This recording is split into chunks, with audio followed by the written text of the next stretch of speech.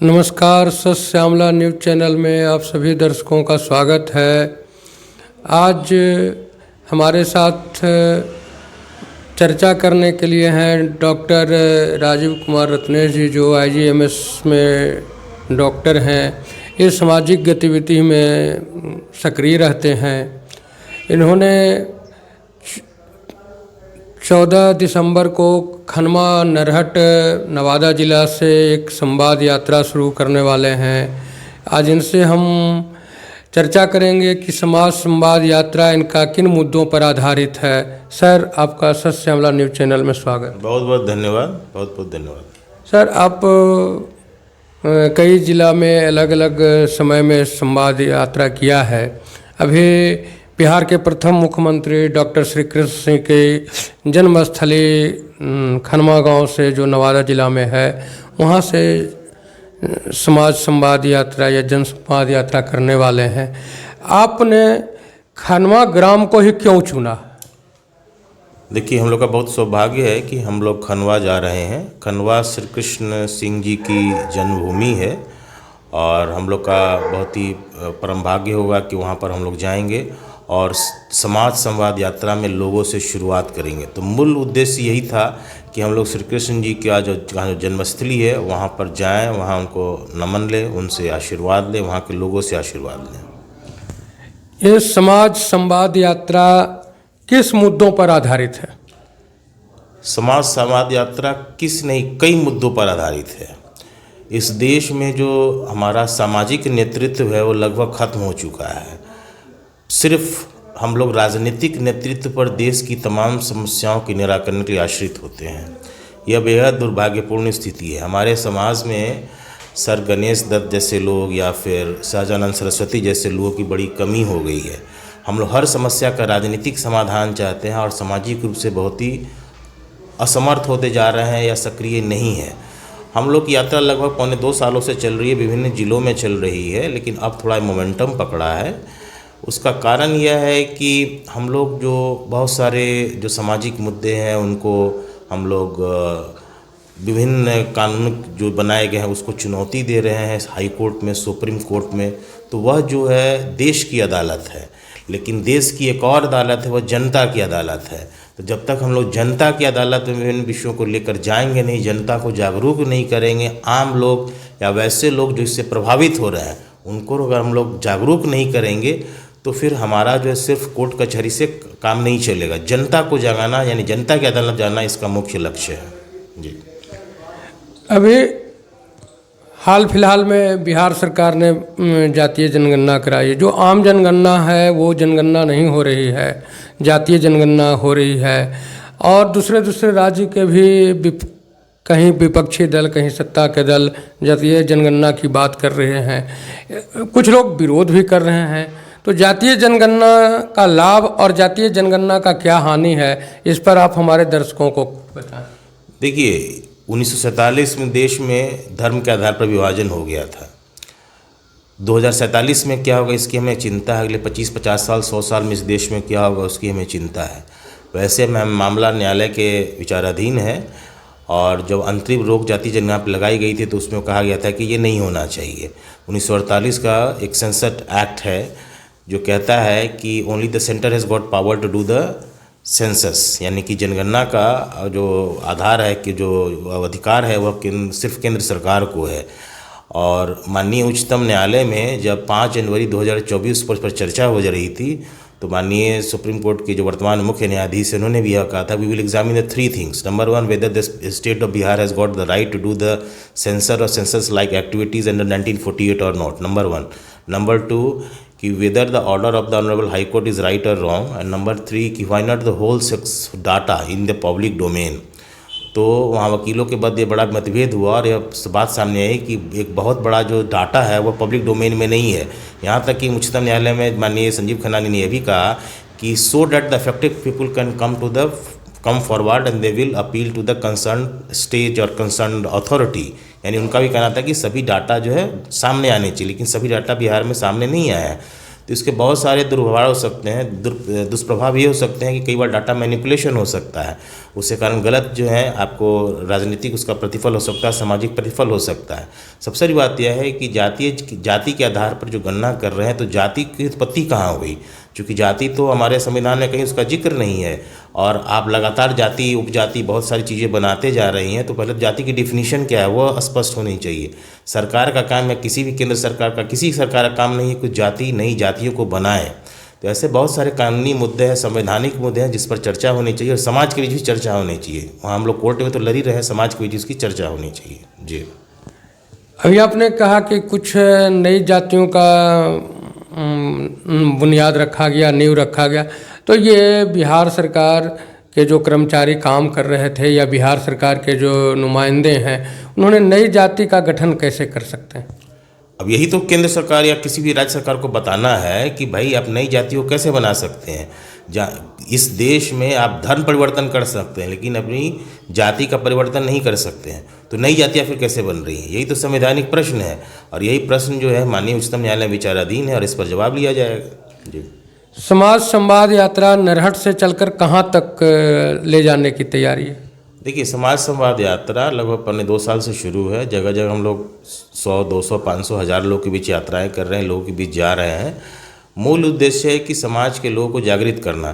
तो अभी जो है खनवा में होगा 14 तारीख, उसके बाद फिर औरंगाबाद में होगा, उसके अलावा सीतामढ़ी, मुजफ्फरपुर, शिवहर, औरंगाबाद शहर के अलावा औरंगाबाद के आसपास के इलाके गोह जैसे है वहाँ हो सकता है। तो कई जगह से हमें आमंत्रण मिल रहे हैं और हम लोग हर जगह घूम रहे हैं।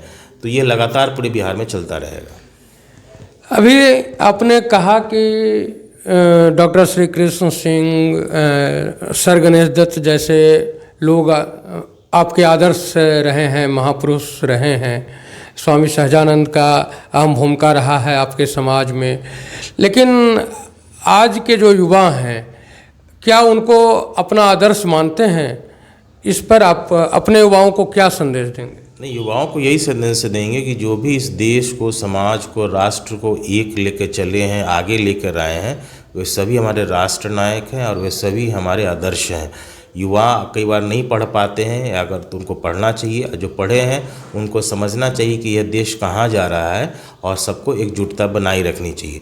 तो अपने नायकों को, अपने जो वीर सपूत हैं उनको कभी नहीं भूलना चाहिए, और उस पर हमें आगे जो है उनके जो उद्देश्य हैं, जो उनके कार्य है, उसको ध्यान में रखते हुए आगे इस देश में काम करना चाहिए।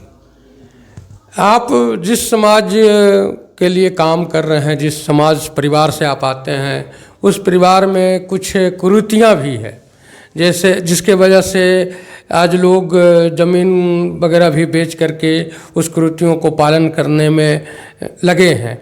वो जैसे में दहेज है, इस पर आप अपने समाज के युवाओं को या जो समाज में लोग हैं उनको क्या कहेंगे? देखिए, इसके 2 पक्ष हैं। एक है किसी भी समाज में, राज्य में, देश में, सवर्ण समाज, अवर्ण समाज जो भी हो, सब जगह दहेज प्रथा है, कहीं ज़्यादा कहीं कम। अशिक्षा है, बेरोजगारी है, उस पर काम जरूर करना चाहिए। तो एक पक्ष तो ये है कि उस पर हम ध्यान दें, लेकिन अपनी ऊर्जा को सदैव जो उन विषयों पर ज़्यादा ध्यान केंद्रित करना चाहिए जिससे आपके अस्तित्व पर सवाल हो। तो उस पर भी काम करने की ज़रूरत है, और यह हर समाज में, हर देश में कहीं ज़्यादा है कहीं कम है। कोशिश करनी चाहिए कि हम लोग यूटोपियन समाज की जो बात करते हैं, सभ्य समाज या सबसे बेहतर समाज, उस तरफ अग्रसारित हों। लेकिन यह समय के गर्भ में और कितना हम इसको अचीव कर पाते हैं, लेकिन जो हमारे सामने पहले मुद्दे आ रहे हैं हम लोग उस पर ज़्यादा कंसंट्रेट करें। समाज का काम था, समाज जो है ज़मीन से जुड़ा हुआ था, जिससे आपके माध्यम से कुछ अन्य समाज के लोगों का भी भोजन राशन मिलता था, उनके घर भी अच्छे से चलते थे। आज आपके ही समाज के लोग ज़मीन से दूर हो रहे हैं, तो दूसरे समाज उनसे कैसे जुड़ेंगे? इस पर आप वर्तमान पीढ़ी और आने वाले पीढ़ी को क्या कहेंगे? देखिए, पूरे विश्व में वैश्वीकरण हो रहा है। वैश्वीकरण में हर जगह जो समाज का जो स्ट्रक्चर है, वो ढांचा जो है, बुनियाद जो है, वो धीरे धीरे कम होता जा रहा है। उसको कई कारण है उसके, उस पर बहुत ज़्यादा चर्चा करने की ज़रूरत नहीं है। लेकिन जिस समाज में भूमि का महत्वपूर्ण स्थान है, उसमें कोशिश ये करनी चाहिए कि भूमि को ना बेचें, उस पर आप जो है नए अपने उद्योग पैदा करें, कृषि आधारित उद्योग पैदा करें, साथ ही साथ कृषि से जुड़े रहें। कई लोग दिल्ली, मुंबई, कलकत्ता, अमेरिका रहते हैं, अपनी ज़मीन को छोड़ के रहते हैं। तो वो अपने जगह पर जो है वहाँ आएँ और नियमित रूप से भूमि को देखें और भूमि से ज़रूर जुड़े रहें, ये हमारा निवेदन रहेगा। अभी जो जातीय जनगणना हुई उस जनगणना में यह सामने निकल करके आया है कि भूमिहार समाज में गरीबी बढ़ी है।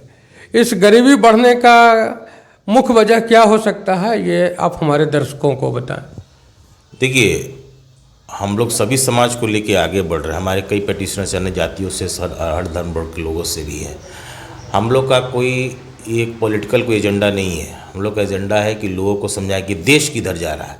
एक ट्रेन होती है, उस ट्रेन में कुछ डब्बे होते हैं ज़्यादातर और एक ही दो इंजन होता है। तो समाज के कुछ वर्ग में कुछ लोग इंजन होते हैं, ज़्यादातर डब्बे होते हैं। अगर सब लोग इंजन बनने की कोशिश करेंगे तो डिरेल हो जाएगा। तो जो अभी जातीय जनगणना हुई है उसमें जो है गरीबी बढ़ी है, घटी है, वह बिल्कुल एक, चूँकि उन आंकड़ों को ही लोगों ने चुनौती दी है, पेटिशनर्स ने उन आंकड़ों को ही चुनौती दी है। इसलिए हम उन मुद्दों पर भटकाव पर नहीं जाएंगे, क्योंकि ये भटकाने वाले मुद्दे कई बार हो सकते हैं। क्योंकि सोशल मीडिया है, मेन स्ट्रीम मीडिया, उसमें कभी कुछ खबरें छपती रहती हैं, उससे लोग भटक जाते हैं। मेन मुद्दा है कि देश है एक कैसे रहे, समाज कैसे आगे बढ़े, उस पर हम लोग काम करने की ज़रूरत है।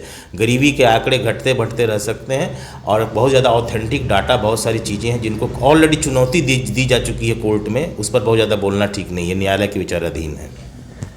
आपके समाज के जो पूर्वज रहे हैं वो शिक्षा पर, खेती पर बहुत जोर दिया, बहुत लगाव रखा शिक्षा को लेकर के, जिसके उदाहरण है कि कई जगह उन्होंने विश्वविद्यालय बनाए, विद्यालय, महाविद्यालय सब बनाए। लेकिन आज जो अपना आपके समाज के जो युवा वर्ग है वो शिक्षा को लेकर के कितना कॉन्शियस है, इस पर आप अपना मत रखें। देखिए, शिक्षा पर कॉन्शियसनेस थोड़ी कम हुई है। उसका कारण यह है कि बिहार में पहले शिक्षा का उतना अच्छा प्रसार नहीं था। बीच में जो काफ़ी समस्याएं थी, धीरे धीरे लोग अवेयर हो रहे हैं और उनको ऑनलाइन ऑफलाइन जो भी है क्लासेस करनी चाहिए और अपना शिक्षा का स्तर बढ़ाना चाहिए। धीरे धीरे अपॉर्चुनिटीज़ बढ़ रही हैं, वो बाहर भी जाकर कर रहे हैं। लेकिन जो ज़मीन से जुड़े हुए लोग हैं वो उस हिसाब से अपनी शिक्षा को मजबूत कर, एग्रीकल्चर पर में शिक्षा लें या फिर पोल्ट्री जो फार्म होते हैं या उस तरह की जो चीज़ें हैं उस पर अपनी शिक्षा लें, या जिस क्षेत्र में भी शिक्षा लें, जिससे कि उनके समाज में जो है वो मजबूती से आगे बढ़ें और अपने आप को, अपने पूर्वजों का जो उनका अस्तित्व है उसको बनाए रखें।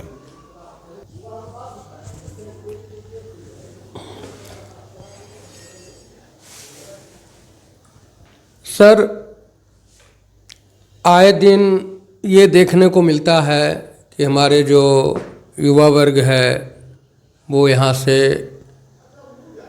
पलायन कर रहा है और पलायन करके अपने ज़मीन पे काम नहीं करके पलायन करके दिल्ली मुंबई जा रहे हैं। और दिल्ली मुंबई में जो संभव हो पाता है छोटा से छोटा काम भी करने को मजबूर हो जाते हैं। कुछ आपके समाज में ऐसे भी बड़े व्यवसायी हैं, बड़े पूंजीपति हैं, वो अगर चाहें तो बिहार में अपने समाज के लिए बड़ा कर सकते हैं। इस पर आप अपने कैपिटलिस्ट फैमिली के लिए कुछ संदेश दें।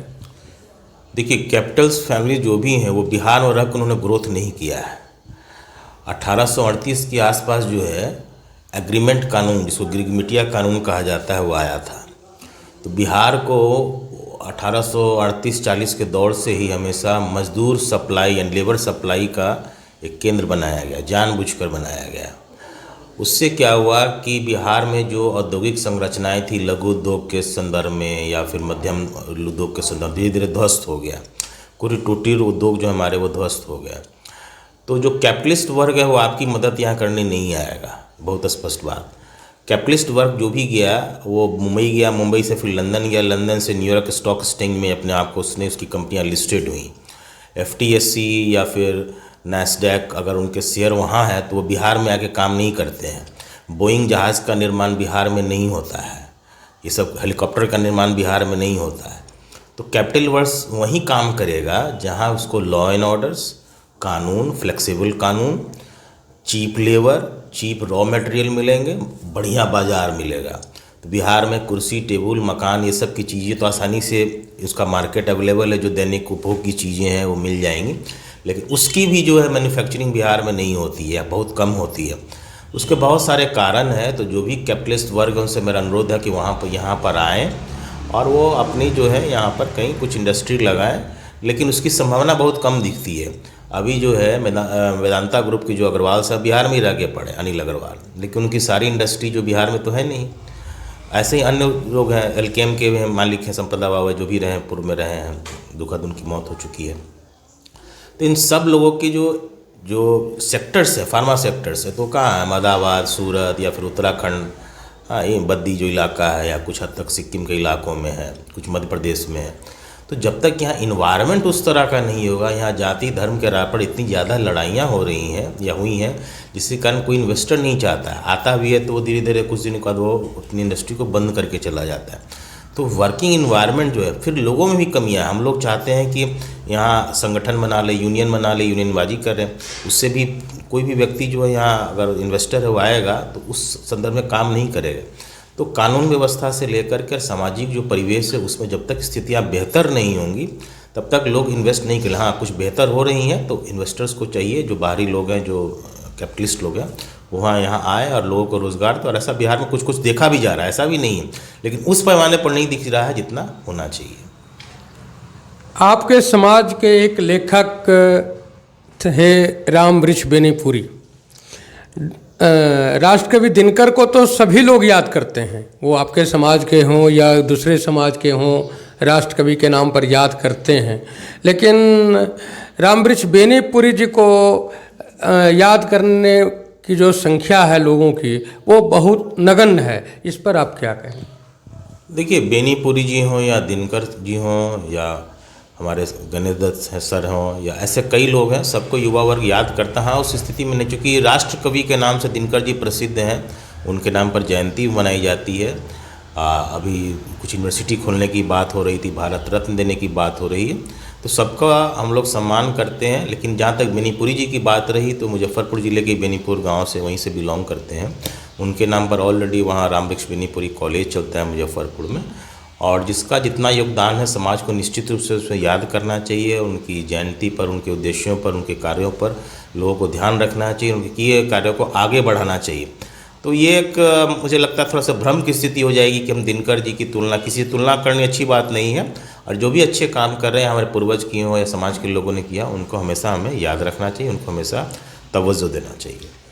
डॉक्टर श्री कृष्ण सिंह और स्वामी सहजानंद का जो समाज के प्रति, दूसरे समाज के प्रति, समाज के उत्थान के लिए जो काम किया गया, उनके बाद जो दूसरे समाज के लोग आए उनको भारत रत्न मिल गया। लेकिन आज तक आपके समाज के डॉक्टर श्री कृष्ण सिंह को या स्वामी सहजानंद जैसे कद्दावर समाज सुधारक को भारत रत्न से सम्मानित नहीं किया गया। इस पर आप सरकार से या हमारे समाज में जो अनुशंसा करने वाले लोग हैं उनको आप क्या कहना चाहें? नहीं, हम लोगों ने ऑलरेडी इसकी डिमांड की है कि जो भी डिजर्विंग लोग हैं उन सबको भारत रत्न दिया जाए। डॉक्टर श्री कृष्ण सिंह को भी दिया जाए, शाहजहाँ बाबू को भी दिया जाए, सदानंद सरस्वती जी को दिया जाए। वैसे नोबेल प्राइज़ गांधी जी को भी नहीं मिला था। तो ये सब चीज़ें होती है, लेकिन समाज में जिनका उद्देश्य, जिन्होंने समाज के लिए, देश के लिए, राज्य के लिए बहुत ही मजबूती से काम किया, निष्पक्ष रूप से काम किया, उनके कार्यों की कहीं ना कहीं सराहना होनी चाहिए। और भारत रत्न भी उसी कड़ी का एक हिस्सा है। तो इन लोगों को ज़रूर मिलना चाहिए, मेरी निजी राय है और समाज की भी राय है। सर, एक आखिरी सवाल। सुनने में ये दाकद आता है कि डॉक्टर श्री कृष्ण सिंह बाबा बैजनाथ की जो मंदिर है, उस मंदिर सवर्णों को जाने का अनुमति नहीं था और डॉक्टर श्री कृष्ण सिंह ने जाने का अनुमति दिया। ये कहाँ तक सही है? देखिए, जहाँ तक मेरी जानकारी है ये बिल्कुल सही बात है। ऐसे इतिहास के पन्नों को पलटना पड़ेगा, लेकिन जो मेरी जानकारी में बिल्कुल सही है। उन्होंने सबको वहाँ जाने के लिए प्रयास किए, कानून बनाए, या आपको खुद लेकर के भी गए, जहाँ तक मेरी जानकारी है। तो ये बहुत ही अच्छा कदम था कि देश में जो है, जो भारत का संविधान अगर बना और संविधान में विभिन्न अलग अलग नियम कानून बनाए गए जिसमें अस्पृश्यता का ख़त्म किया गया था। तो जब ख़त्म किया गया था तो सब बराबर हो गए। तो बराबर हो गए तो सभी हिंदुओं को वहाँ जाने की अनुमति मिली। तो कृष्ण सिंह ने एज ए मुख्यमंत्री और राज्य के प्रथम नागरिक के रूप में उन्होंने पहल की इस बारे में कि भाई ऐसी चीज़ें ना हो। तो मेरी जानकारी में बिल्कुल सही है जी। बिहार को एक बागवां के रूप में डॉक्टर श्री कृष्ण सिंह ने सजोया सजाया और पूरे बिहार को जब कम संसाधन होते हुए विकसित करने का काम किया। ऐसे डॉक्टर श्री कृष्ण सिंह के गांव जन्म स्थली खनवा से डॉक्टर रत्नेश चौधरी जी जन संवाद यात्रा कर रहे हैं। इसके लिए आपका आभार, और आपने मेरे दर्शकों के लिए मेरे लिए जो समय निकाला उसके लिए धन्यवाद। बहुत बहुत धन्यवाद। और सत्य श्यामलाल न्यूज़ के लिए आप आए, आप मेरी बातों को आपने समझा, और राष्ट्र निर्माण में जो भी बात आएगी कि हम राष्ट्र निर्माण के कार्य में आगे बढ़े तो उसमें आपका भी नाम शामिल होगा, क्योंकि आपके चैनल का नाम शामिल होगा, क्योंकि आपने भी इसी मेरे प्रयास सार्थक पे छोटे से प्रयास को बृहद रूप देने का कार्य किया है। धन्यवाद। सत्य श्यामला के न्यूज़ चैनल से जुड़े रहने के लिए आप सभी दर्शकों को धन्यवाद। सब्सक्राइब करें, फॉलो करें, शेयर करें।